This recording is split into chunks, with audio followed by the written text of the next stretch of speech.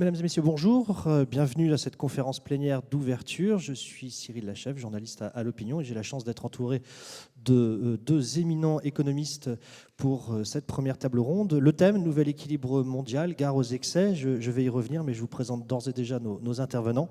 À ma droite, Véronique Riche-Flores, économiste, fondatrice de Riche-Flores Research, et vous êtes ancienne chef économiste de la Société Générale.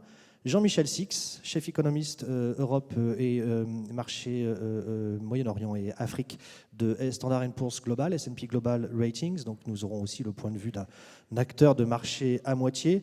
Je dois excuser Thomas Gomard, qui est toujours d'ailleurs le directeur de l'IFRI, mais il a aussi la chance, si je puis dire, d'être membre de la revue de défense et revue stratégique de défense, et elle a été convoquée ce matin par le ministre des Armées, donc il avait un petit peu de mal à venir, ce qui va nous rendre plus difficile parce que lui, c'est un expert pour décrypter le langage de Donald Trump et de Kim Jong-un, un peu plus compliqué pour nous de décrypter, mais on va y arriver, je pense, très bien tous les trois. Je vous rappelle le principe.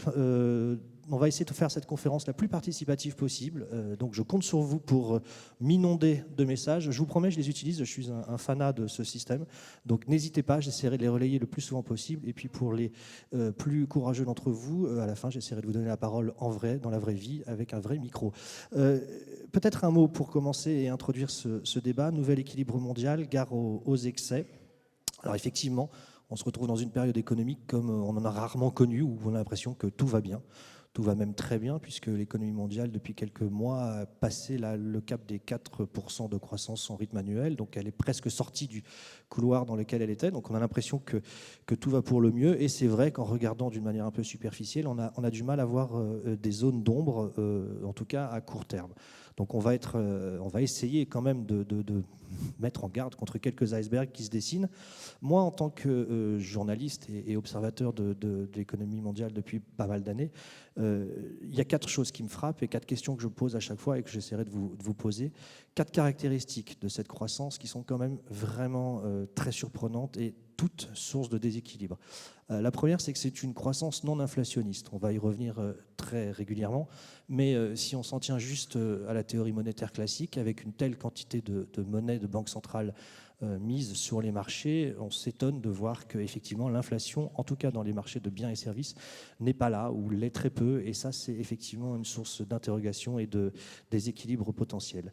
C'est aussi une croissance qui est très créatrice d'emplois, ou en tout cas beaucoup plus créatrice d'emplois qu'elle ne le devrait l'être.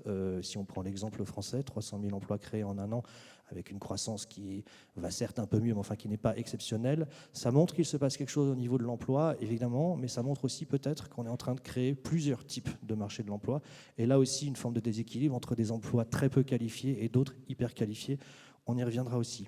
2 autres caractéristiques de cette croissance à avoir, je pense, à l'esprit quand vous êtes investisseur, c'est une croissance métropolitaine. Et ça, c'est vraiment la tendance de très long terme. On en parlera peut-être un petit peu moins, mais quand même, j'interrogerai mes intervenants là-dessus. Les chiffres sont spectaculaires. En 1950, il y avait 2 villes de plus de 10 millions d'habitants dans le monde. En 2030, il y en aura au moins 50. Et là encore, on parle des mégalopoles, mais même les villes de taille un petit peu moyenne, je fais attention à ce que je dis à Lyon, bien évidemment, se regroupent en métropole. Et ça change beaucoup de choses. Ça crée effectivement des déséquilibres au sein d'un territoire entre ces zones où s'échangent beaucoup plus facilement les informations, beaucoup plus productives, et le reste des territoires qui peuvent effectivement se sentir à l'abandon, et ça peut jouer beaucoup, notamment en termes sociaux. Dernière caractéristique très frappante, et là aussi je pense pour un investisseur majeur, c'est une croissance que j'appellerais moi collaborative.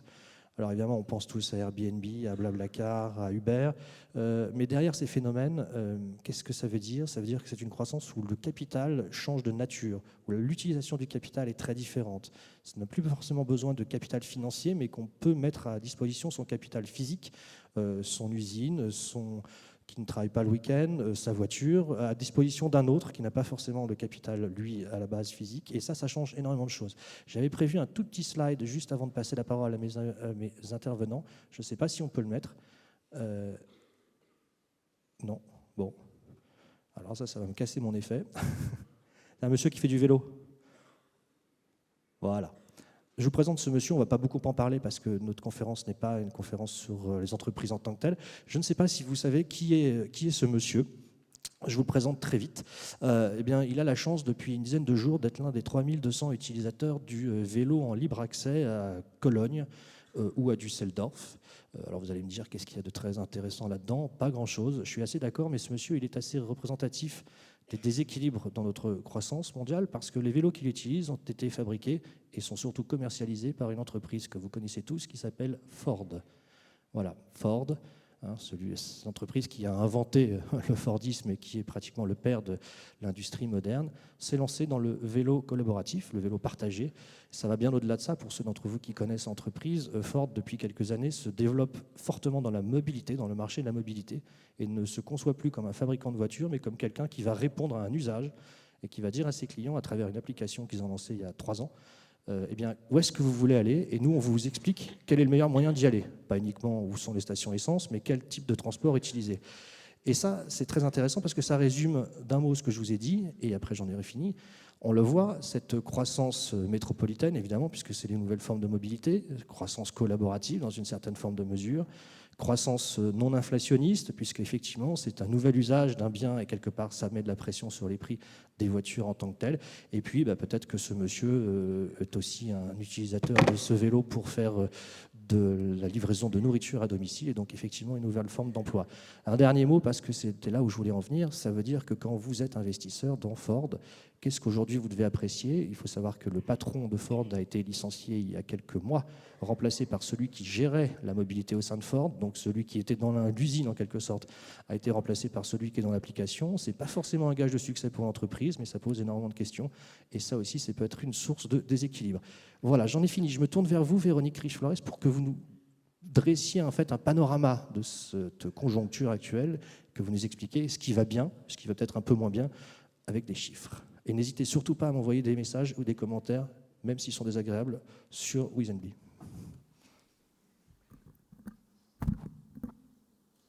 Merci Cyril. Bonjour à tous. Oui, je vais me charger de faire une petite introduction sur la conjoncture et les questions que l'on se pose tous, économistes, gérants, et qui forcément vous interrogent également. Il me semble qu'il y a une question, alors on peut la formuler de 50 000 manières, mais qui est assez centrale.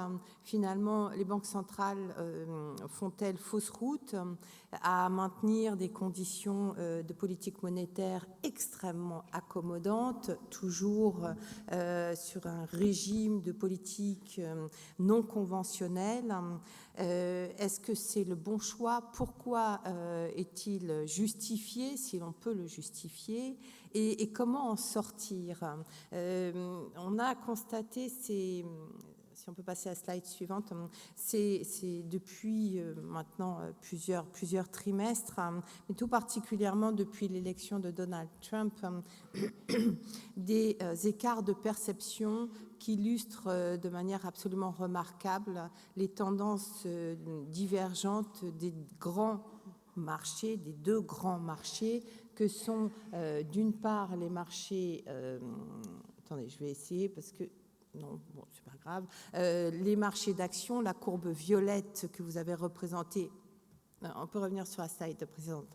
La courbe violette qui est sur le graphique de gauche, où effectivement les indices mondiaux des cours d'action sont pour la plupart, enfin surtout pour les Américains, sur des records, mais où on sent effectivement une confiance dans l'avenir quand on regarde par la lucarne des marchés actions, qui n'est pas du tout ce que nous renvoie l'image ou les tendances des marchés obligataires. Sur le graphique de gauche, toujours, je vous ai représenté la courbe des taux d'intérêt aux États-Unis qui, elle, ne cesse de s'aplatir, qui a cru un temps à une possibilité, en tout cas c'est le message que nous renvoient en général ces configurations, d'extension du cycle économique, en particulier américain, mais pas seulement, au lendemain de l'élection de Donald Trump, et qui depuis ne cesse finalement de nous dire non, les choses ne vont pas bien, ce cycle ne va pas s'allonger, et si les banques centrales remontent leur taux d'intérêt, ça risque au contraire de raccourcir le cycle. C'est véritablement le message message envoyé par le marché obligataire. Alors à partir de là, vous voyez, et c'est quelque chose, une situation ou des contradictions auxquelles vous êtes probablement confrontés de manière quasi quotidienne. Vous avez une stratégie d'allocation d'actifs qui correspond plutôt à ce que nous racontent effectivement les marchés d'actions. On va plutôt tenter de jouer les cycliques, de jouer l'idée que les banques centrales pourront normaliser leur politique monétaire. On va plutôt aimer le dollar que l'euro, parce que c'est outre-Atlantique que ce mouvement des politiques monétaires a le plus de chances de se concrétiser au plus vite. Et puis, on va en général envisager que les cours des matières premières se normalisent en même temps que les politiques monétaires, c'est-à-dire qu'en particulier, les cours du pétrole retrouvent des niveaux un peu plus élevés qu'ils ne l'ont été ces derniers trimestres. Ou alors, vous avez la stratégie totalement adverse qui va, elle, plutôt considérer effectivement que ce cycle est intrinsèquement fragilisé, qu'on est dans une situation de transition structurelle, que les politiques monétaires pourront finalement très peu agir et acter, influencer ce cycle, auquel cas vous allez effectivement adopter une stratégie beaucoup plus protectrice et en particulier vous allez être tenté d'investir sur l'or. Alors où est la réalité? Est-ce qu'on peut véritablement d'ailleurs parler aujourd'hui, être en mesure de garantir qu'on soit capable de trancher entre ces deux messages? Faisons un petit tour d'horizon de la conjoncture mondiale qui va plutôt en s'améliorant. On a eu notamment depuis le début de l'été un ensemble d'indicateurs qui partout à travers le monde se sont nettement améliorés. Tout d'abord, les climats des affaires sont ces enquêtes qu'on a de manière perpétuelle en termes d'information dont je vous ai représenté sur le graphique de gauche l'indicateur privilégié par les marchés, ces fameux PMI, qui ont l'avantage aussi de nous donner une couverture globale. Donc c'est bien utile et vous voyez à quel point ces indicateurs se sont améliorés ces derniers mois avec une courbe qu'on remarque d'autant qui est celle de l'Europe, de la zone euro, la courbe violette qui caracole tout en haut des indicateurs y compris les plus dynamiques à l'échelle mondiale. Face à ça, donc premier constat, retour de la confiance. Parallèlement, et ça c'est une évolution qui influence beaucoup la perception des économistes en général, des signes assez généralisés d'une amélioration de l'investissement des entreprises. Ça fait des années qu'on se plaint, nous, économistes, de ne pas voir les entreprises investir. Et là, elles investissent. Et quand on essaye de comprendre quelle est la typologie des dépenses d'investissement actuelles, eh bien, il s'agit d'investissements industriels avant tout. Donc, on parle beaucoup de digitalisation, de recherche-développement. On a l'impression que l'industrie tourne, et pas qu'une impression d'ailleurs, tourne véritablement au ralenti à l'échelle mondiale. Et pourtant, il se passe des choses. Or, en général, quand on commence à réinvestir, on commence effectivement à envisager parallèlement ou à poser les jalons d'une croissance plus riche en emplois.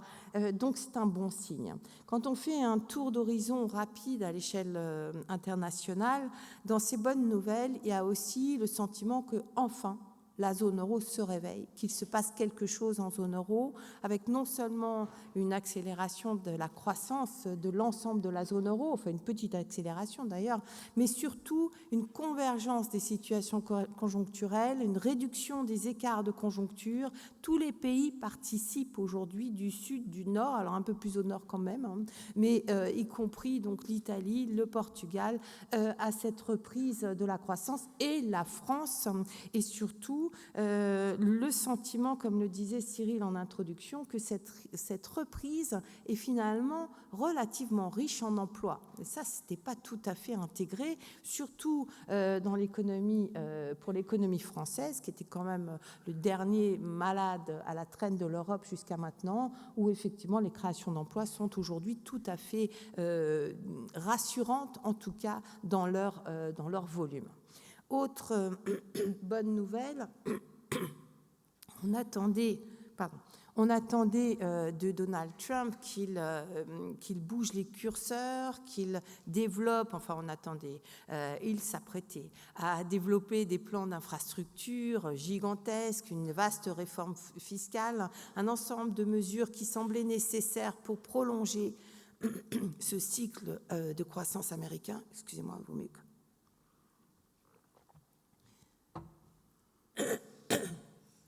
Pardon. Donc un ensemble de mesures qui semblaient absolument nécessaires pour effectivement donner à cette économie américaine un peu souffleteuse une nouvelle perspective de croissance. Donald Trump n'a rien fait. Il est dans une situation où effectivement les désaccords entre républicains ont bloqué toute avancée, ce qui est peut-être pas un mal d'ailleurs sur le fond pour l'économie américaine compte tenu du contenu de certaines réformes. Mais toujours est-il que la surprise ne vient pas de cela. La surprise vient du fait que même sans avoir rien fait, en réalité, la situation américaine donne des signes véritablement d'amélioration, j'ai envie de dire, comme on n'avait pas eu presque depuis 3 ou 4 ans. Parmi ces signes, vous voyez ici un indicateur de confiance du climat des affaires auprès des petites et moyennes entreprises. Ces petites et moyennes entreprises qui étaient restées jusqu'à l'élection de Donald Trump, qui avaient conservé un moral très en retrait de ce qu'on avait observé au cours des cycles passés, qui depuis l'élection de Donald Trump ont retrouvé la confiance, c'est la courbe violette du graphique de gauche, et que cette confiance arrive à se maintenir sur très haut niveau en dépit du fait que les promesses pour l'instant ne soient pas exaucées. Et surtout, vous voyez que les perspectives d'investissement de ces PME, qui forment quand même un gros morceau de la dynamique conjoncturelle américaine, eh bien, s'améliorent également très fortement. L'ensemble dans un contexte où la confiance des ménages américains également est relativement solide. Alors, finalement, zone euro, économie américaine qui tient plutôt mieux qu'anticipé, et le monde émergent qui va plutôt moins mal. On ne peut pas dire aujourd'hui que les pays émergents aillent bien, surtout pas avec les niveaux de prix des matières premières actuelles, avec la léthargie des échanges mondiaux, mais néanmoins, les choses s'améliorent. Et surtout, ce qu'on a constaté effectivement, c'est que la disparition de l'inflation a permis un assouplissement généralisé des politiques monétaires dans ces pays-là, que les devises sont beaucoup moins sous pression avec un dollar qui s'est affaibli, et donc finalement un terrain là aussi assez favorable. Donc je passe finalement un ensemble conjoncturel plutôt rassurant, manque néanmoins à l'appel l'inflation. Ce que disait Cyril en introduction, l'inflation totalement absente, en fort ralentissement, non seulement dans le monde développé, mais dans le monde émergent, je le disais à l'instant, des tendances d'inflation qui vont clairement à l'encontre de ce que souhaitent les autorités monétaires. Et que faire? On comprend bien effectivement l'impatience des autorités monétaires à aller de l'avant, parce que sortir de ces politiques de quantitative easing est relativement urgent si on veut éviter de préparer un avenir compliqué. Est-il néanmoins temps d'en sortir? Nos économies ont-elles la capacité de faire face à une quelconque remontée des taux d'intérêt? Tout ceci rend le diagnostic sur l'inflation absolument, j'ai envie de dire, vital. On n'a pas le droit de se tromper à ce moment-là.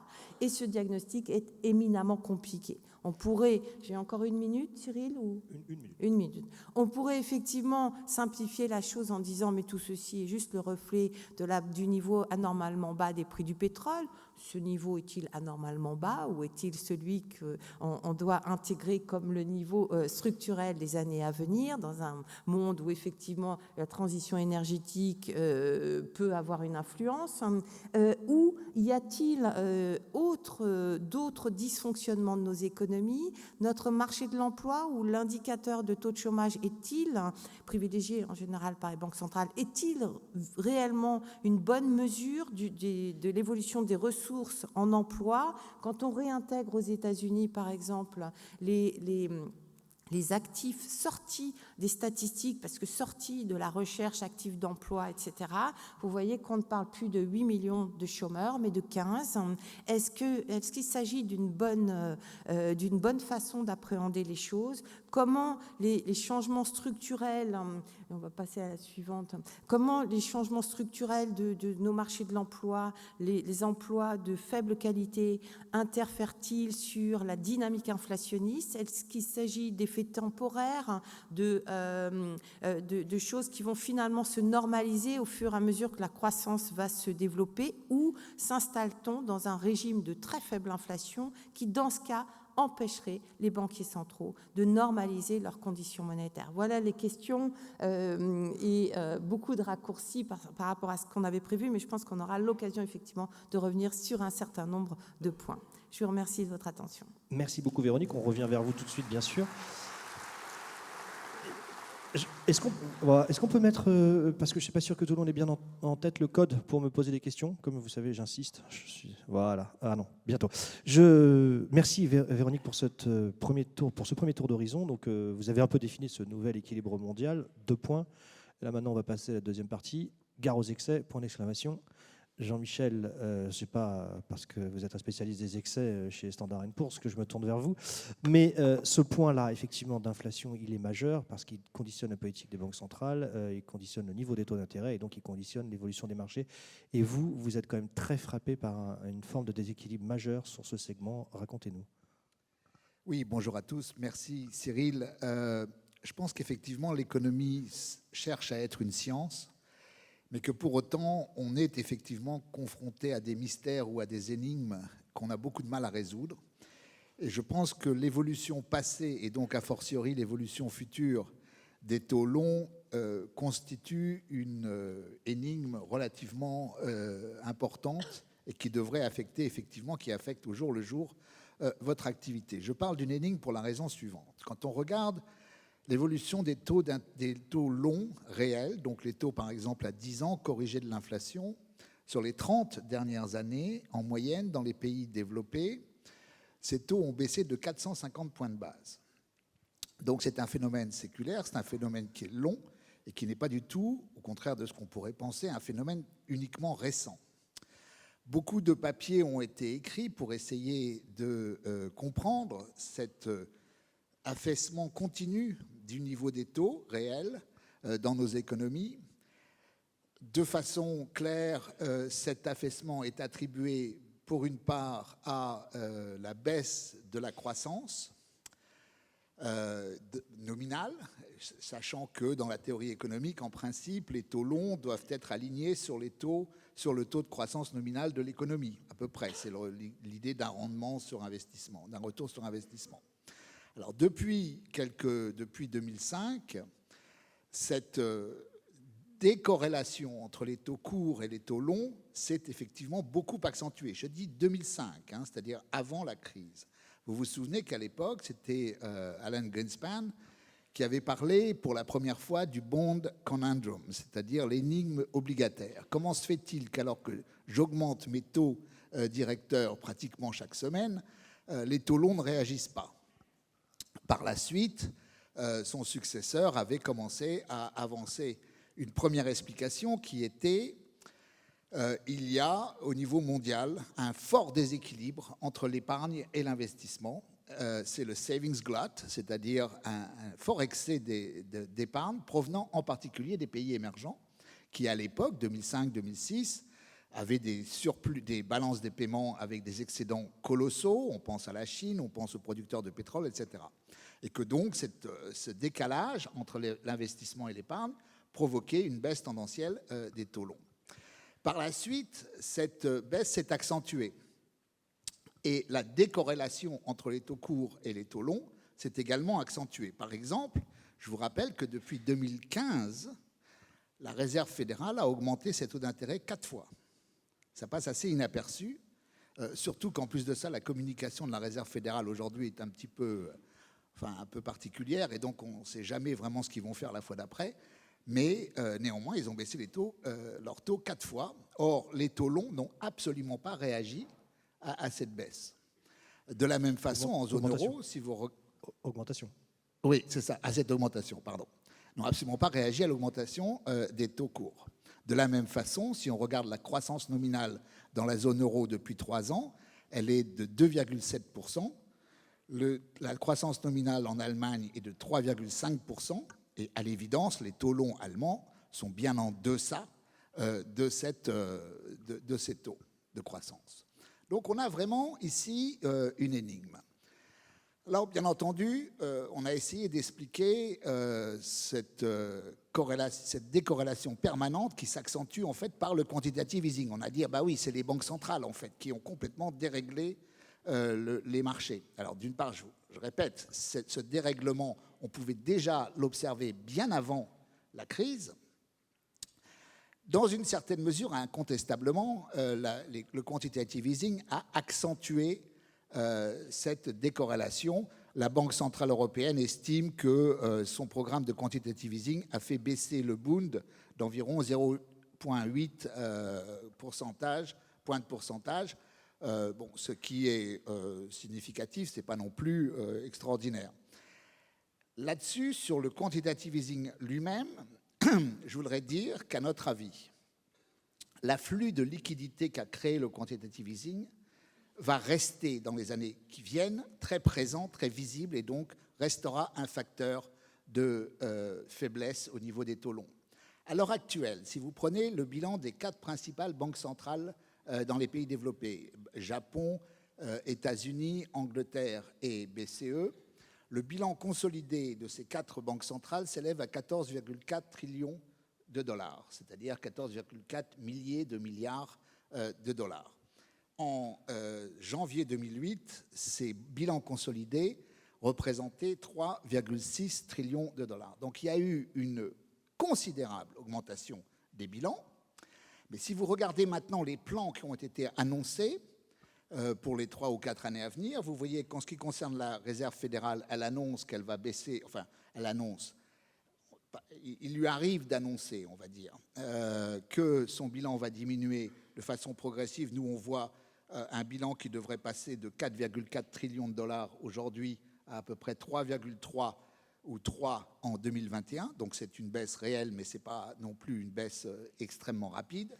Pour la BCE, nous attendons un ralentissement de ses achats en 2018 à 40 milliards par mois au premier semestre et à peu près 20 milliards au deuxième semestre, sachant, on aura peut-être l'occasion d'en parler après, que selon la force de l'euro, ce timing pourrait être plus ou moins décalé et un euro trop fort pourrait amener la BCE à retarder un peu la diminution de son programme. Pour ce qui est de la Banque du Japon, on a des achats qui s'élèvent à peu près à 60 trillions de yens et on attend une légère réduction en 2017-2018. Et puis pour la Banque d'Angleterre, à l'évidence, pas d'augmentation, pas de diminution. Donc vous voyez qu'au total, on peut attendre qu'effectivement, la liquidité générée à travers les bilans des banques centrales va continuer à augmenter en 2018, net. Et ensuite va progressivement se stabiliser en 2019-2020. Donc de ce point de vue-là, je crois qu'il faut vraiment insister sur le fait que ce facteur quantitative easing, il n'est pas prêt de disparaître. C'est un phénomène qui va se ralentir, mais ce n'est pas un phénomène qui va s'inverser. La liquidité qui a été créée va rester extrêmement abondante sur les marchés, avec évidemment un effet taux incontestable. Mais ce n'est pas le seul. Nous pensons qu'il y a aussi un autre phénomène qui est à l'œuvre et qui va dans le même sens, à savoir cette décorrélation et des taux longs qui restent extrêmement bas par rapport aux taux de croissance nominaux dans les économies développées dans les années à venir. Et ce phénomène, je pourrais le décrire en un mot, en résumé, en disant, on parle beaucoup de la globalisation, c'est à l'évidence. La globalisation, elle a 2 aspects à notre avis. D'un côté, on a la globalisation dans l'économie réelle, c'est-à-dire trade, le commerce mondial. Et là, on voit à l'évidence que de plus en plus d'économies dans le monde participent à la croissance mondiale, sont des acteurs de la croissance mondiale et du commerce mondial. Ça, c'est une économie de plus en plus multipolaire. Mais d'un autre côté, l'autre facette de la globalisation, c'est ce que j'appellerais la globalisation financière, et elle est beaucoup moins avancée que la globalisation commerce mondial et économie réelle. De ce point de vue-là, au contraire, la financial globalization est très unipolaire, c'est-à-dire que l'essor dans les pays émergents n'a pas du tout correspondu jusqu'ici avec un essor de leur marché financier. Et en particulier, on le voit sur ce qui est des devises, du marché des actions et des marchés obligataires dans les pays émergents, ils continuent d'évoluer exactement dans le même sens, ce qui fait que pour les investisseurs dans ces pays, et ils sont évidemment de plus en plus nombreux, il y a une pénurie de valeurs refuges sur lesquelles ils peuvent se reporter. Donc ce qui se passe, c'est qu'on assiste de ce fait à des mouvements de recherche de valeurs refuges dans les pays développés de la part des pays émergents, avec en même temps une pénurie de valeurs refuges. C'est-à-dire que vous avez effectivement les US, l'Allemagne, bon, un peu la Suisse, mais là on parle vraiment de beaucoup plus petits marchés. Et du fait de l'évolution en particulier des notations depuis le début de la crise, qui a conduit à un affaissement des notes souveraines, y compris dans la catégorie investment grade, donc vous avez effectivement, et puis l'intervention des banques centrales, vous avez effectivement une pénurie de valeurs refuges qui, elle aussi, n'est pas près de disparaître. C'est-à-dire qu'on voit mal un essor rapide des marchés financiers dans les pays émergents, à commencer évidemment par la Chine, qui va prendre encore des années avant d'arriver vraiment à ouvrir son compte de capital et à développer un marché financier qui soit en correspondance avec son rôle dans l'économie mondiale. Donc, multipolarité d'un côté, unipolarité de l'autre. Donc tout ça, net, nous amène à conclure que cette hausse des taux longs que l'on attend aujourd'hui sera extrêmement modeste, qu'elle restera inférieure, que les taux qu'on envisage pour les 2-3 années à venir resteront inférieurs à la croissance nominale dans les pays développés. Alors, évidemment, Cyril vient me dire, mais alors, ça veut dire en gros qu'il y a une énorme bulle sur le marché obligataire. Alors, sans vouloir jouer avec les mots, je dirais c'est une bulle, oui, mais stable. C'est-à-dire que ça ressemble plus à un ballon qu'à une bulle. Au sens que tant que tous ces facteurs resteront à l'œuvre, et j'ai essayé d'expliquer pourquoi ils vont effectivement rester à l'œuvre, au moins dans les années à venir, tant sur le plan de la liquidité, de la génération de liquidité, que de la demande de valeur refuge, effectivement, c'est une bulle relativement stable. Alors, évidemment, quand on prend le thème de cette conférence, les challenges à venir, le risque d'exécution par les banques centrales est le risque principal, c'est-à-dire une mauvaise anticipation par les marchés, du fait d'une mauvaise communication par une ou plusieurs banques centrales, pourrait amener à un crash obligataire, comme en 1994, très très rapide. Et c'est pour ça que j'ai un peu dit dans mon intervention que la communication de la Fed n'était pas forcément optimale. J'ai une question là-dessus, justement, pour vous. Vous dites que la Fed communique de façon floue et on ne comprend pas bien où elle va, mais est-ce qu'elle le sait elle-même ? Oui, mais alors ça, c'est très inquiétant, parce que si la Banque centrale de la première économie mondiale ne sait pas où elle va, on est mal, hein, pour parler vulgairement. C'est-à-dire que Janet Yellen n'arrête pas de dire qu'elle est data-driven, c'est-à-dire que c'est les données, c'est les résultats qui conditionnent ses prochaines décisions. Typiquement, on attend d'une banque centrale, en particulier comme la Fed, qu'elle ait déjà une vue assez précise de ce que sera l'économie américaine dans les 2-3 années à venir, pas le mois prochain. Hein, et que, donc, c'est bien d'être data-driven, mais data-driven jusqu'à un certain point. Parce qu'à un moment donné, et on le voit, le graphique de Véronique est absolument saisissant. On a un marché d'actions qui nous dit c'est super, c'est merveilleux, et un marché obligataire qui nous dit ça va aller très très mal. Donc de ce point de vue-là, effectivement, ça veut bien dire que les marchés, d'une certaine façon, n'interprètent pas, ne captent pas le message, ou tout au moins ils ne le captent pas de façon constante. Vous êtes d'accord, Véronique, avec cette idée de Jean-Michel que les taux vont remonter très très lentement et je vous pose cette question parce qu'il y en a une plus généralement sur l'inflation. Finalement, est-ce qu'on ne peut pas dire que la mondialisation et l'excès de l'offre par rapport à la demande est à l'origine de la faible inflation ? C'est-à-dire, effectivement, est-ce qu'il n'y a pas d'autres facteurs structurels que les seules banques centrales pour expliquer ce qui se passe ? Je sais que vous êtes très à fond sur les sujets démographiques notamment, que vous pensez qu'il y a des questions autour de ça ? Donc, alors pour répondre à la première question, est-ce que je suis d'accord? Oui, je suis d'accord. Je pense que nous sommes dans un régime de taux bas. Mais dans un régime de taux bas, il faut faire attention parce qu'on peut balayer le sujet en disant les taux vont grosso modo rester très bas et beaucoup plus bas que les normes du passé. Mais la sensibilité de nos économies aux variations de taux, à de plus faibles variations de taux, et ça croît. Donc je pense qu'effectivement, dans cette, si on envisageait par exemple que les taux à 10 ans américains remontent de 100 points de base, c'est-à-dire de 1%, ce qui n'est rien du tout, et ce qui les élèverait à des niveaux encore ridiculement bas par rapport au passé, une telle éventualité risquerait d'avoir des conséquences néanmoins absolument ravageuses sur l'immobilier, sur les marchés financiers, etc. Donc oui, un régime de taux bas, ça ne veut pas dire sans mouvement qui pourrait poser problème. Alors pourquoi un régime de taux bas? Et si on revient aux fondamentaux de cette faible inflation ou de cette abondance d'épargne et de ce que font les marchés, je pense qu'il y a un vecteur démographique, enfin, il y a des vecteurs démographiques qu'il faut quand même essayer d'intégrer au mieux possible. La démographie, c'est pas forcément une science que les économistes ont maniée beaucoup, et pourtant, il me semble qu'elle nous enseigne énormément. Si on fait un très rapide bilan au couteau, si je peux dire, des 50 ou 60 années de démographie passée, on a eu, on le sait, un baby-boom post-Seconde Guerre mondiale, mais pas uniquement, y compris un baby-boom post-révolution industrielle en Chine. C'est-à-dire qu'au niveau mondial, vous avez eu une explosion littéralement de jeunes actifs dans un premier temps. Ces jeunes actifs ont sabré la productivité et ont fait de l'inflation des années 70, 75, 80. Et puis, 20 ans après être entrés dans la vie active, ces jeunes actifs sont devenus un peu moins jeunes et sont devenus surtout des épargnants.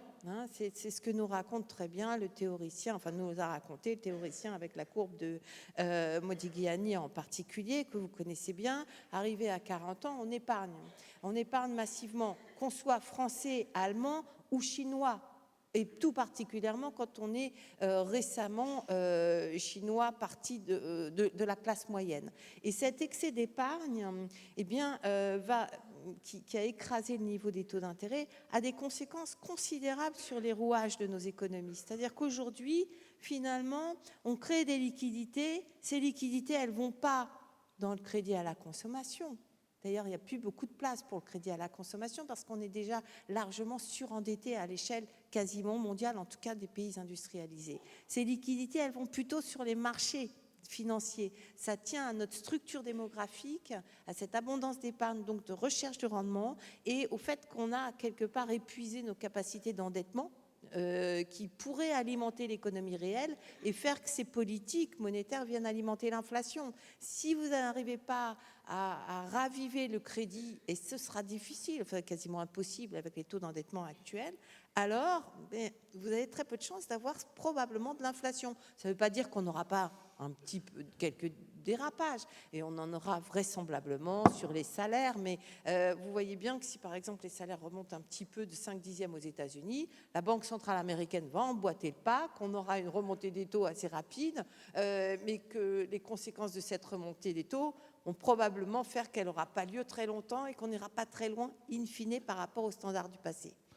Jean-Michel, on me suggère bulle stable comme le Hindenburg, ça peut être un point d'interrogation, comme le Hindenburg, je pense que c'est une allusion au ballon dirigeable allemand. On reste un peu sur cet environnement endettement.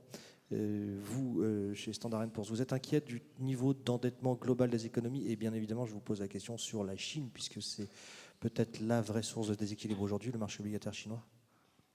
Alors c'est une des sources. C'est vrai que le taux d'endettement par rapport au PIB a continué d'augmenter depuis le début de la crise.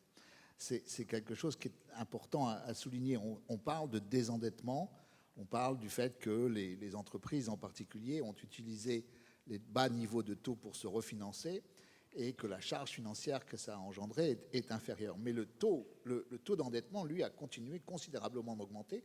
Il est à peu près aujourd'hui de 325% du PIB au niveau mondial. Donc, public et privé. Oui, public et privé. Donc, premier élément, c'est un phénomène qui reste quand même un phénomène mondial. Alors, deuxièmement, comme vous l'avez vu, nous avons été amenés à baisser un peu la note de la Chine la semaine dernière, du souverain. Non pas parce que nous sommes inquiets sur les perspectives de croissance en elles-mêmes, mais plutôt parce que nous sommes inquiets sur ce qui génère de plus en plus cette croissance, ce qui sous-tend cette croissance. J'ai l'habitude de dire, je trouve que la formule est assez claire, c'est la Chine, l'économie chinoise, c'est la seule économie au monde qu'on souhaite voir croître moins.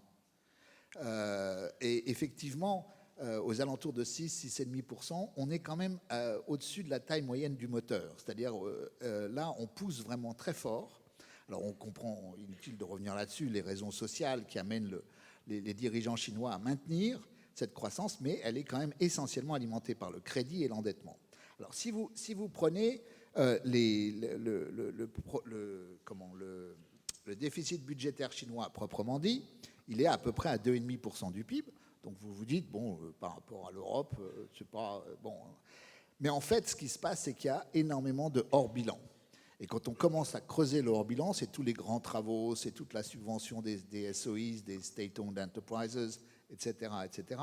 Et là, vous voyez que la dette publique que nous projetons, la dette publique simplement, la dette publique augmente d'à peu près 3 à 4 points de PIB par an dans les 5 ans qui viennent. Donc c'est une augmentation extrêmement rapide à partir de à peu près 65% de PIB en 2017. Donc ils partent d'un niveau qui n'est pas non plus encore très très élevé, mais cette augmentation maintenant va être extrêmement rapide et engendre dans une certaine mesure un cercle vicieux parce que au plus cette croissance, au plus on retarde l'ajustement de la croissance, donc on ne veut pas ralentir, et au plus ce ralentissement à terme risque d'être brutal. Donc ça, c'est un premier aspect. Et le deuxième, c'est que quand vous consolidez maintenant avec le secteur privé, et en particulier le secteur des entreprises, le secteur des ménages en Chine est peu endetté. Mais le secteur des entreprises s'est énormément endetté. Aujourd'hui, alors qu'en 2007, la Chine était nettement derrière les pays développés en termes de ratios, ils étaient avec une situation bien meilleure, si je puis dire, des ratios bien plus bas. Aujourd'hui, ils ont des ratios qui sont exactement équivalents à ceux de l'Australie, de la Corée et des États-Unis. Donc ils sont dans la même ligue maintenant, ils sont dans le même club, le club des gens très endettés. On a vu deux mouvements de panique l'année dernière autour de la dette chinoise et autour des marchés chinois qui ont été relativement bien maîtrisés par le gouvernement, après quelques petites hésitations au départ. Pour terminer sur ce sujet-là, parce que c'est probablement une des thématiques qui intéresse le plus dans nos investisseurs, qu'est-ce qui vous ferait dire à un moment donné où là, il y a quelque chose qu'il va falloir surveiller en Chine de manière plus importante? C'est-à-dire quel serait l'événement déclencheur, non pas d'une crise, je ne vais pas vous demander de regarder la boule de cristal, mais qu'il faut avoir en tête? Est-ce que c'est des questions politiques, parce qu'il va y avoir un congrès, mais a priori qui va renforcer le pouvoir en place? En fait, ce qui est intéressant, c'est que souvent dans la philosophie chinoise est très dialectique, c'est-à-dire que c'est une opposition des contraires. Et je dirais que donc, à partir de là, on peut dire paradoxalement que le faible nombre de défauts dans l'économie chinoise est une grande source d'inquiétude. Alors qu'en principe, ce serait plutôt l'inverse. Mais en fait, c'est une source d'inquiétude. Il y a eu en 2015 très très peu de défauts, alors qu'on sait que dans l'immobilier en particulier, il y a vraiment là par contre une bulle qui n'est pas stable. Cette absence de défauts, elle s'explique simplement par la subvention, par l'aide de l'État et des banques auprès de promoteurs immobiliers qui normalement sont des zombies qui devraient avoir déjà disparu. Donc effectivement, cette montée de l'endettement associée à un très faible nombre de défauts constitue une vraie source d'inquiétude. Véronique ? Je dirais une autre source d'inquiétude ou peut-être élément à intégrer. Il faut avoir en tête que la Chine a fait en termes d'endettement privé, mais ça doit être à peu près pareil si on intègre le secteur public. Ce qu'ont fait les États-Unis en 50 ans, la Chine l'a fait en moins de 10 ans. Le taux d'endettement est monté, secteur privé, au niveau de celui des États-Unis en moins de 10 ans. Ça veut dire quoi? Ça veut dire que la Chine a utilisé son potentiel de soutien de ressources, parce que le crédit, c'est une ressource pour la croissance.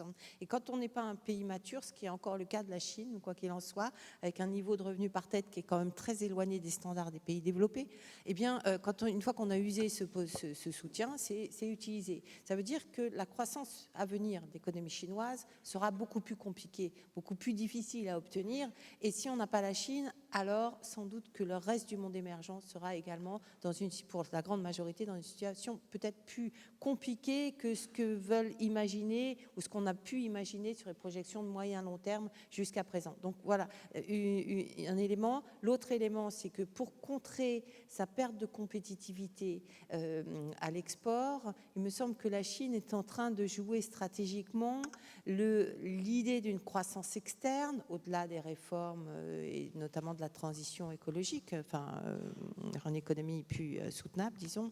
Et c'est cette croissance externe qui sans doute, ou cet objectif de croissance externe, qui a poussé sans doute les autorités à accepter ou à encourager une appréciation du taux de change de la monnaie chinoise. Or, on le sait, plus rapide sera cette appréciation, plus dures seront les conséquences à l'exportation. Est-ce que l'économie chinoise peut se permettre aujourd'hui de sabrer son commerce à l'exportation pour aller faire ses emplettes dans le reste du monde et assurer ses flux de revenus financiers futurs? J'en suis moins sûre. Moi, je serais très vigilante à l'égard des conséquences de l'appréciation du yuan sur le commerce extérieur chinois et des déséquilibres à court terme qui pourraient se manifester et peut-être effectivement rebondir sur des problématiques financières plus profondes. Justement, ça nous donne l'occasion de changer un peu de classe d'actifs, si je puis dire, et de parler d'échanges. Finalement, il ne s'est pas passé grand-chose sur les marchés de change ces dernières années. Depuis quelques mois, on voit un mouvement au niveau de l'euro. Jean-Michel, Véronique, est-ce que vous sentez, vous, que ce marché d'échange il est équilibré ou lui-même, il est déjà source d'excès dans une certaine mesure? C'est encore une fois quelque chose d'un peu énigmatique, enfin en apparence. C'est-à-dire que brusquement, là, depuis le début de l'année, le taux de change effectif de l'euro a gagné plus de 12% et l'euro commence à s'apprécier vraiment par rapport au dollar. Après que une certaine euphorie est prévalue à la fin de l'an dernier, c'était le Trump trade, il y avait eu un renforcement du dollar. Alors, quand vous regardez les spreads, les différentiels de taux, il y a eu une petite augmentation des spreads en faveur du Bund qui pourrait justifier une partie de l'appréciation de l'euro. Mais économétriquement, ça paraît tout à fait partiel comme explication. C'est une partie. Une autre partie vient de ce que, quand on regarde ce qui s'est passé pour le dollar à la fin du QE américain, ce qui s'est passé pour le Japon à la fin du QE2 en 2015, quand ils ont arrêté le QE et avant qu'ils passent à la phase suivante de gestion de la courbe de taux. Dans les deux cas, et ce qui s'est passé avec le sterling, vous voyez qu'effectivement, quand le marché commence à anticiper que la politique monétaire ne va plus être aussi expansionniste, les anticipations amènent à un renforcement du taux de change du pays en question.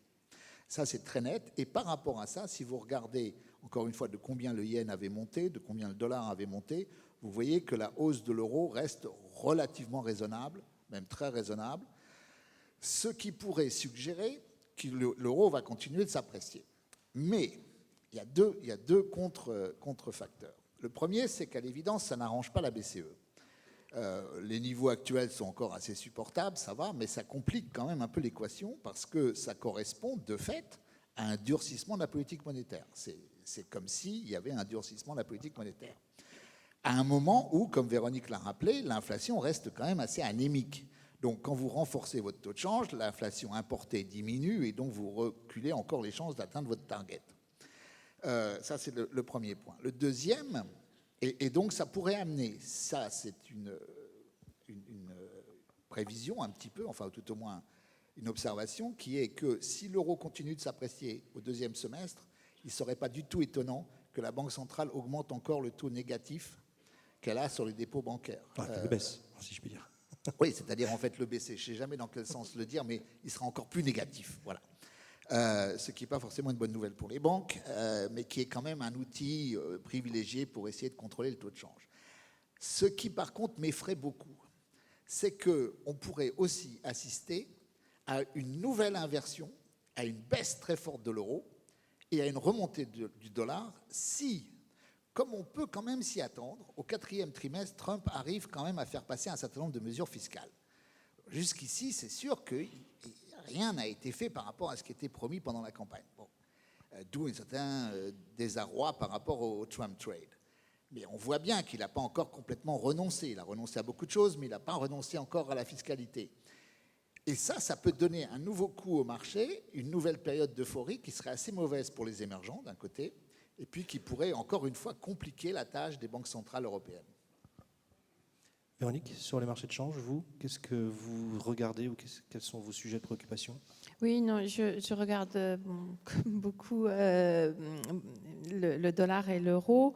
Alors fondamentalement, il faut juste rappeler quand même, la zone euro a un excédent chronique de ses comptes courants. Les États-Unis ont toujours un déficit chronique. Donc ça introduit un biais sur les marchés d'échange qui fait que ça a plutôt tendance en général à pousser l'euro à la hausse. Et en période de neutralité monétaire, ce vecteur-là, d'écart de balance courante, joue favorablement sur l'euro. Et effectivement, à partir du moment où on a commencé à intégrer que la BCE allait pas en rajouter ou en rajouter de moins en moins, c'est plutôt comme ça qu'il faut le dire, et que la Fed finalement risquait, vous avez vu les anticipations de politique monétaire, hein, elles ont été constamment révisées à la baisse, serait limitée dans sa capacité à procéder à des hausses supplémentaires de taux d'intérêt. Vous avez eu cette appréciation de l'euro qui pour l'instant est plutôt bienvenue, je dirais, parce qu'on retrouve un taux de change de l'euro à 1,18, entre 1,18 et 1,20, qui me semble plus en phase avec les fondamentaux. Sauf qu'effectivement, on voit bien, il suffit que vous preniez un graphique, on n'a pas besoin d'être économiste, qu'au point où on est là, entre 1,18 et 1,20, eh bien, il y a un espèce d'appel pour aller tester des niveaux plus élevés qui pourraient se déclencher très vite. Et effectivement, être beaucoup plus compliqué à gérer ou avoir des répercussions économiques beaucoup plus sensibles, beaucoup plus nettes qu'au niveau actuel. À l'inverse, effectivement, on voit que Trump, lui, ne lâche pas le morceau sur l'aspect fiscal, que finalement, il est en train de brosser les démocrates dans le sens du poil pour essayer de parvenir à un accord avec les démocrates sur ce qu'il n'a pas pu avoir comme accord auprès des républicains, et qu'en réalité, il y a des chances, il semble que les chances d'une réforme fiscale, c'est-à-dire d'une baisse de la fiscalité, en particulier des entreprises, mais pas seulement, d'ici la fin de l'année, soient relativement élevées. Si c'est le cas, on risque d'avoir à mon avis, un emballement de très court terme, mais un emballement qui pourrait faire remonter les taux longs américains, faire remonter les anticipations de hausse de la Fed et entraîner le dollar dans son sillage. Dans un premier temps, ça me semble un facteur positif pour les bourses européennes, en l'occurrence, qui ont été quand même sanctionnées, me semble-t-il, cet été par cette hausse de l'euro. Mais c'est vrai que je pense que le phénomène devrait être relativement cantonné dans le temps. Le plus grand risque pour moi à un peu plus long terme, c'est plutôt un crack du dollar, si vous voulez, mon avis d'ailleurs, à quelques trimestres. Donc un crack donc à la baisse du dollar. Mais entre-temps, on a une fenêtre de tir. Voilà. C'est peut-être la conclusion effectivement de Jean-Michel, c'est qu'un petit peu comme sur les marchés de taux, en réalité, on navigue dans des eaux qui ne bougent pas énormément, même quand on passe de 1,03 à 1,20 sur l'euro-dollar, c'est finalement, quand on regarde ça d'un point de vue historique, pas grand-chose. Et c'est peut-être la leçon à tirer de tout ça. On ne peut pas attendre de grands mouvements. De toute façon, nos économies sont tellement imbriquées qu'on voit bien que dès qu'il y a une variable qui bouge un peu brutalement, les forces de rappel viennent rattraper un peu le mouvement. Et elles sont aussi un peu anesthésiées par cet excès de liquidité.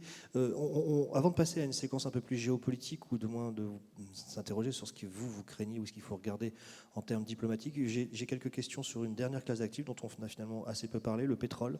Alors là, effectivement, on a l'impression qu'on a trouvé un marché équilibré, du moins les prix sont stables.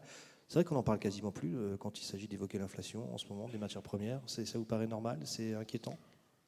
Alors, non, ce n'est pas inquiétant. Je pense que c'est normal parce qu'effectivement, ça fait maintenant quelques temps que le prix du pétrole, in fine, ne bouge plus beaucoup, là encore, même si on a des mouvements de $10 qui, à court terme, peuvent avoir des répercussions importantes sur le chiffrage de l'inflation. Mois d'août, l'inflation mondiale est remontée de 2-3 dixièmes, quasiment de manière généralisée. En réalité, il s'agit d'effets de base pétroliers, de l'impact de la variation annuelle des prix du pétrole sur l'inflation. Donc c'est toujours un élément très important. Maintenant, fondamentalement, vers quoi va-t-on sur ce marché pétrolier? Est-ce que finalement, le niveau de $50 est un niveau structurel sur lequel on peut imaginer se stabiliser? Est-ce que c'est encore trop? Est-ce que c'est beaucoup trop bas? Il me semble qu'on n'est pas loin d'un niveau d'équilibre de moyen long terme pour plusieurs raisons.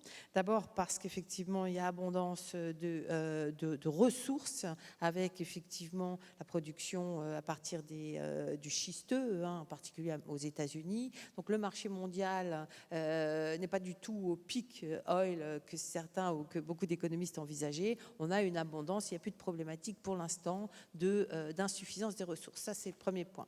De l'autre côté, du côté de la demande, ce qui est assez remarquable, c'est qu'on est dans un contexte où la transition environnementale ou énergétique va très vite. Et là où elle va très vite, c'est pas chez nous, c'est dans le monde émergent. Et c'est assez quand même estomacant, si je peux dire, de voir avec quelle rapidité, parce que les coûts des énergies renouvelables ont baissé et que la prise de conscience dans le monde émergent que l'énergie de demain, ce sera l'éolien, ce sera tout un tas d'énergies beaucoup plus renouvelables et non plus le pétrole, va très vite. Vous voyez, la transition énergétique en Chine également, c'est un élément absolument majeur dans ce débat-là. Donc je pense qu'effectivement, l'ère du pétrole n'est pas tout à fait derrière nous, mais elle est en train d'être dépassée et ça vaut sans doute, ça explique sans doute un prix du dollar qui reste durablement sous ces moyennes du passé, plutôt autour de $50.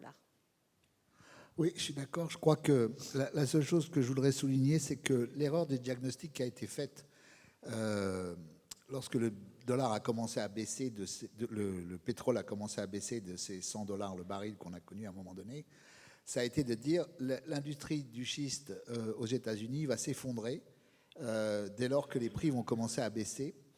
Et donc ça va être un facteur de rappel, un facteur de soutien. Et on va revoir des prix élevés du pétrole à très court terme. En réalité, ça ne s'est pas passé. Ça ne s'est pas passé parce qu'en fait, la capacité de réaction de l'industrie américaine a été bien plus forte que prévu.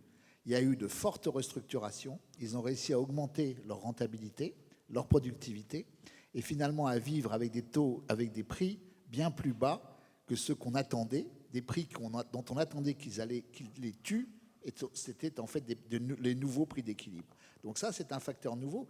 L'Amérique exporte aujourd'hui autant de pétrole qu'en 1970. C'est-à-dire qu'elle est redevenue un acteur majeur dans la production mondiale de pétrole, ce qui est extraordinaire. On a effectivement beaucoup craint une nouvelle crise des subprimes, entre guillemets, logée dans les producteurs de gaz de schiste aux États-Unis. On ne l'a pas vu, donc effectivement, c'est une variable très importante. On va passer maintenant à, des questions géopolitiques avec cette belle citation de quelqu'un dans la salle, je trouve. Votre analyse semble décrire un monde économique et financier figé. Seul un fait géopolitique majeur semble capable de changer la situation. Alors on l'a dit beaucoup avec l'Europe, attention, l'émergence du populisme, finalement on a été entre guillemets déçus ou surpris en bien, comme on dit dans certains pays. Est-ce que vous pensez effectivement, comme toujours, que c'est de la géopolitique que va venir la prochaine crise ? Alors, dans la question posée, il y a une jambe politique et pas que géopolitique. Et je pense qu'effectivement, les choses ne bougeront qu'à partir du moment où les politiques bougeront. C'est le gros enjeu européen et peut-être le gros enjeu de la suite des élections en Allemagne. Voilà. Pour ce qui est effectivement... mais du coup, il y a une vraie question européenne et on n'est plus dans la géopolitique, on est dans la politique et dans notre capacité européenne à prendre notre avenir en main. Et je pense que c'est un sujet absolument fondamental aujourd'hui. Au-delà de cela, est-ce qu'on aura effectivement... écoutez, on est dans un environnement où, je le décrivais tout à l'heure en revenant un peu sur l'aspect démographique, hein, où cette abondance d'épargne, cette recherche de rendement, cette concentration du capital dans les mains, dans une faible proportion de mains, hein, et donc de la richesse, parce qu'entre autres, on a ces changements structurels, hein, font que le socle social, le socle politique est de toute façon instable. Et vous retrouvez, le Brexit le montre, les résultats des élections en Allemagne le montrent, le référendum ou les élections en Espagne de ce week-end le montrent, vous retrouvez cette crispation ou ce risque politique dans ces expressions géopolitiques. En réalité.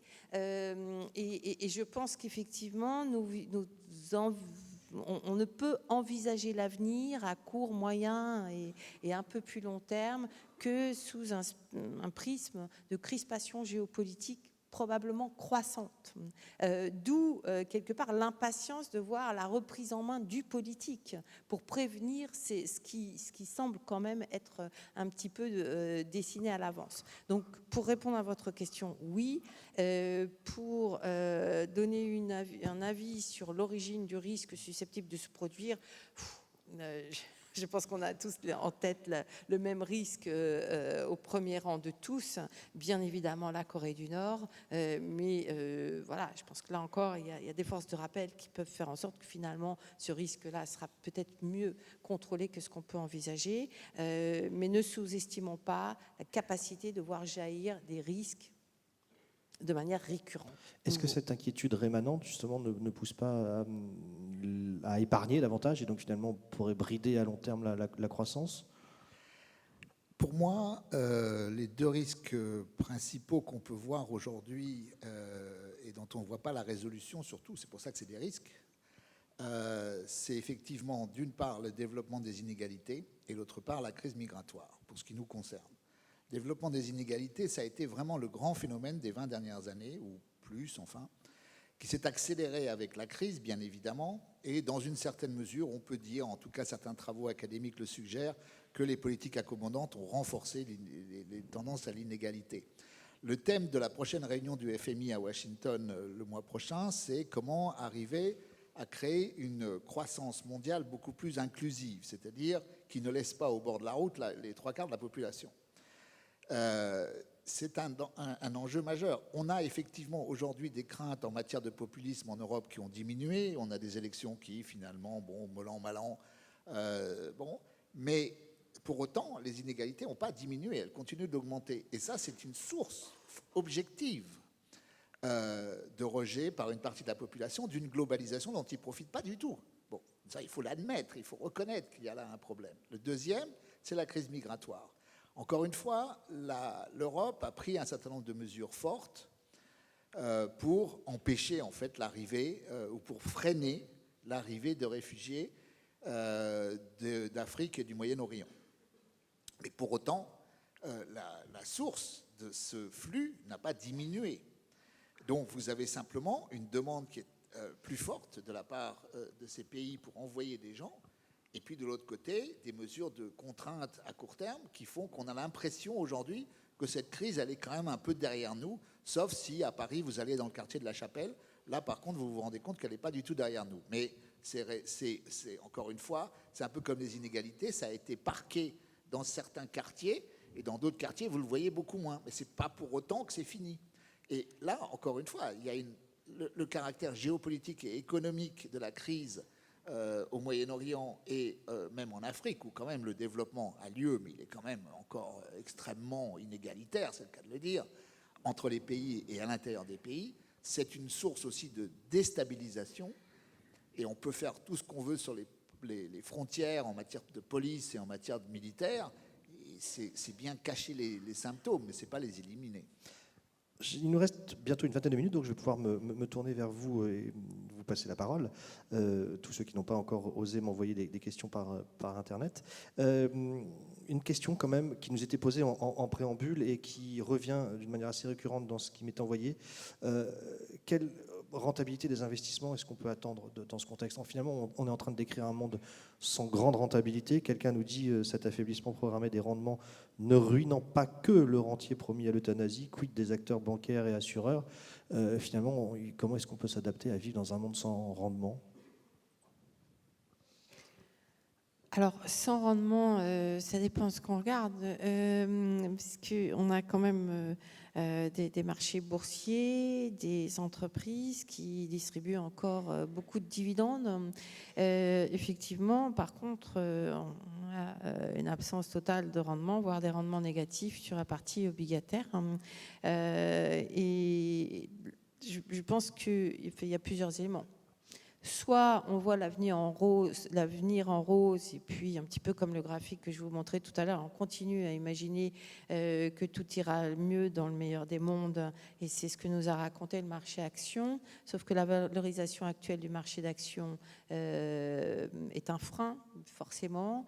C'est peut-être également un élément absolument central du changement de posture de la Banque centrale américaine, par exemple, ou des banques centrales en général, qui sont de plus en plus mal à l'aise avec la prise de conscience de ce que font leurs politiques sur les prix d'actifs.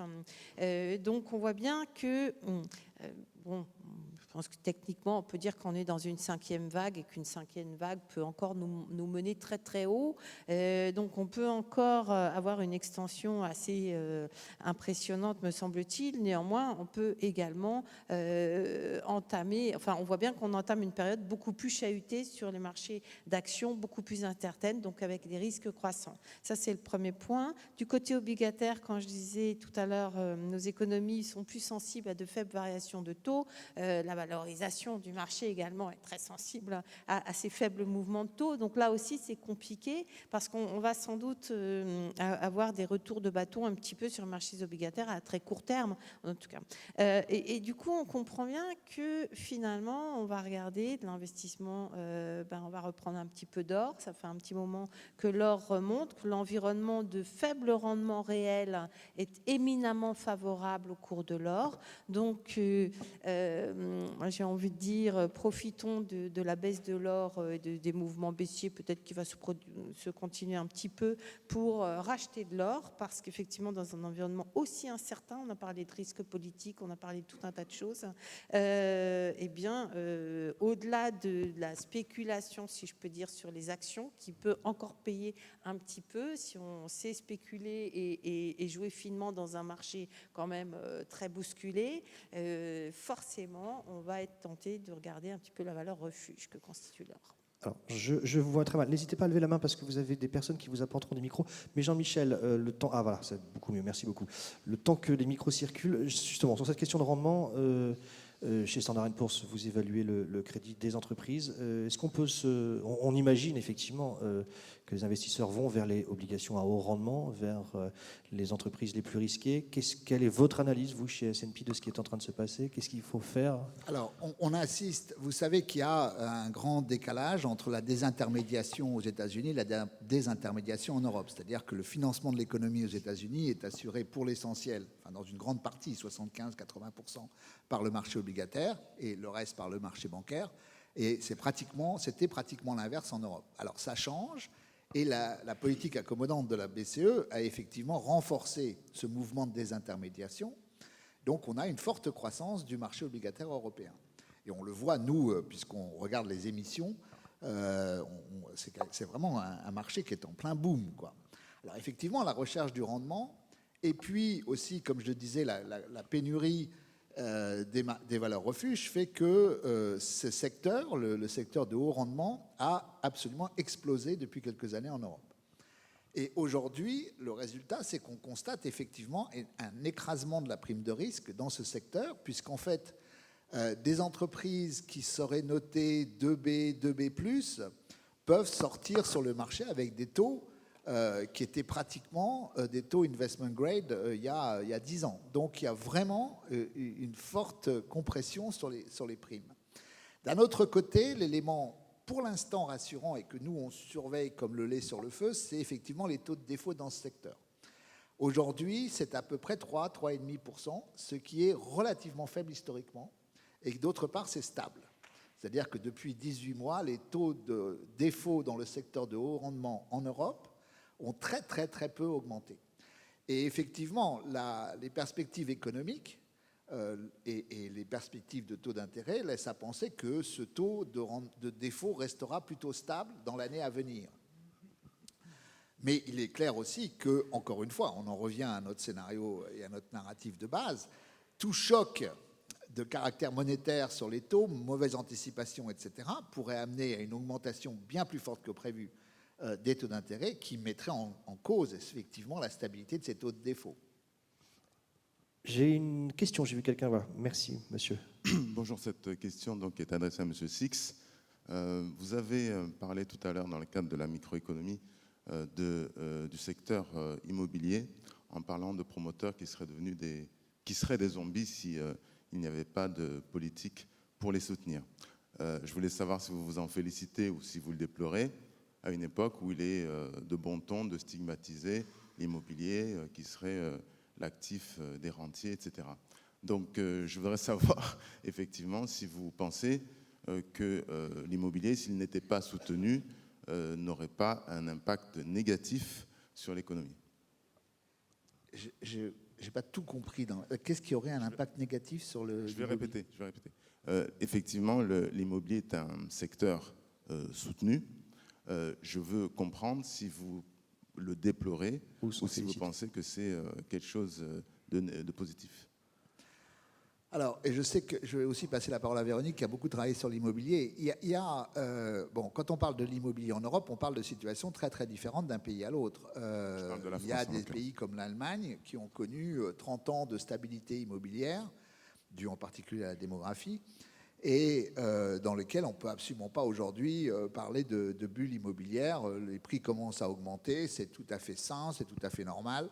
Ça correspond aussi à la dérégulation, etc. Par contre, en France, vous avez un marché immobilier tout à fait schizophrénique avec des grandes agglomérations, à commencer par Paris, où effectivement les prix ont remonté considérablement, ce qui fait que pour les primo-accédants, c'est extrêmement difficile aujourd'hui de rentrer sur le marché. Mais par contre, si vous allez au fin fond de notre pays, vous trouvez des marchés immobiliers totalement atones, qui n'ont pas du tout augmenté, etc. Donc il y a vraiment des gros déséquilibres. Bien sûr que les taux ont favorisé cette reprise du marché immobilier après 2008. Pour autant, personnellement, je ne vois pas encore de facteurs d'inquiétude particulière en Europe sur l'immobilier. L'Espagne a très bien repris, mais il y a encore un excès d'offres. Une partie de cette offre, d'ailleurs, ne sera jamais absorbée parce qu'elle n'est pas rentable et elle est mal placée. Mais enfin, c'est un marché qui a été extrêmement secoué, qui commence à se stabiliser et à reprendre. Bon, effectivement, en France, on a une pénurie d'offres qui continue de peser dans les agglomérations. Un mot, Véronique, sur l'immobilier ? Oui, il y avait un sujet que vous aviez proposé au début, en introduction, c'est la métropolisation de la croissance. Et je pense que quand on regarde l'immobilier en France, effectivement, c'est ce qui choque le plus, c'est cette concentration sur certains pôles et puis le désert, quelque part, immobilier qu'on peut observer dans un nombre, ou qu'on a observé en tout cas, dans un nombre croissant de régions qui étaient, quelque part, les laissés pour compte de tout un tas de choses de la croissance. Et dans ce contexte-là, la surenchère immobilière à laquelle on assiste dans certaines grandes villes, et je pense particulièrement à l'Île-de-France, est un vrai sujet de société. Un vrai sujet de société qui conduit finalement à exclure de plus en plus de Français de la possibilité d'acquérir leurs biens et qui fait qu'ils se retrouvent également dans des prix de loyer qui deviennent assez exorbitants. Donc on a vu ce que ça donnait à Londres, dans des capitales comme Londres, où finalement il était impossible d'avoir, ou très difficile, d'avoir des salariés faiblement qualifiés qui étaient obligés de travailler à 2 heures de Londres parce que finalement on ne pouvait plus vivre en local. Donc ce coût de l'immobilier a des conséquences sur la vie économique qui, au bout d'un moment, éléments, et Londres est un bon exemple, finissent par coûter très cher. L'autre élément, c'est que ça induit une sensibilité extrême à toute variation des taux. Et aux États-Unis, c'est plutôt, si on pense au risque immobilier, je pense que la situation du marché américain est aujourd'hui extrêmement préoccupante, parce qu'en réalité, qu'est-ce qui s'est développé ces dernières années? C'est l'investissement locatif, c'est-à-dire effectivement la flambée des prix immobiliers qui n'est pas liée au fait que la grande majorité des Américains sont à nouveau redevenus de grands propriétaires. Non, le taux de propriétaires aux États-Unis est retombé sur des plus bases historiques. Par contre, effectivement, les prix sont 25% au-dessus du niveau qu'ils avaient atteint en 2007. Donc vous avez là, finalement, tant que la croissance des loyers peut être soutenue, ce qui était le cas jusqu'à récemment, quelque chose qui continue à drainer l'épargne et la recherche de rendement sur un marché très rentable qu'a été l'immobilier. À partir du moment où les taux d'intérêt remontent et où les propriétaires n'ont plus le loisir d'augmenter les loyers aussi rapidement parce que la croissance des salaires n'est pas au rendez-vous, alors vous voyez que ça peut rapidement coincer et basculer. Donc je pense qu'il y a un risque conjoncturel sur l'immobilier, notamment aux États-Unis, et une problématique beaucoup plus fondamentale sur la manière dont on gère cette question-là dans nos économies. Je vous regarde, je suis désolé, je suis un peu comme le lapin dans les phares de la voiture. J'ai pas de... Alors, vous allez avoir un micro, monsieur, qui va arriver. Faites bien signe aux personnes qui descendent. Alors, le temps que le micro arrive, une toute petite question, enfin une vaste question en fait, sur ces nouvelles technologies. Je n'ai beaucoup qui tournent autour de ça. En gros, d'un mot, c'est un petit peu aussi ce que je disais en introduction, est-ce que ces nouvelles technologies ne sont pas aujourd'hui la source de la déflation, en fait, ne sont pas déflationnistes, ces nouveaux modes d'utilisation du capital? Oui, enfin, je pense que pour une part, incontestablement, maintenant, le problème ne vient pas forcément uniquement ou ne peut pas s'expliquer uniquement par ce phénomène-là. Il faut se rappeler qu'on a eu une crise financière de 2008 qui a fait que nos économies évoluent très en deçà de ce qui était leur tendance passée. J'ose pas parler de potentiel parce qu'aujourd'hui, il est très difficile d'estimer ce potentiel. Et peut-être qu'on n'est pas très loin de notre potentiel, quoi qu'il en soit, si on a pu beaucoup d'accès au crédit. Mais voilà, on a eu une cassure et je pense qu'on est encore en déséquilibre en termes d'évolution de la demande par rapport à l'offre ou à notre potentiel à générer de la production. Et cette situation-là explique sans doute beaucoup plus les pressions déflationnistes. Néanmoins, regardons ce qui se passe aux États-Unis, par exemple dans le commerce de détail, où effectivement la digitalisation, la multiplication des ventes par correspondance est en train de tuer un des secteurs un des plus gros gisements de création d'emplois au cours des cycles passés aux États-Unis, qui était le commerce de détail, qui bien évidemment a des conséquences considérables parce qu'il s'agit notamment d'emplois peu qualifiés qui disparaissent. Ce qui explique également pour une bonne part pourquoi beaucoup de ces peu qualifiés ne figurent plus dans les statistiques du chômage, parce qu'il n'y a plus d'emplois tout simplement qui correspondent à leur manque à leur profil. Donc il y a sans doute, à raison de quelle hauteur, c'est plus difficile à expliquer. Merci. Monsieur, une question? Oui, merci. Je voudrais revenir sur les risques géopolitiques que vous avez mis en avant tout à l'heure. Vous avez cité donc les inégalités, le développement des inégalités, les risques aussi également migratoires. Mais vous avez passé sous silence l'aspect des risques écologiques.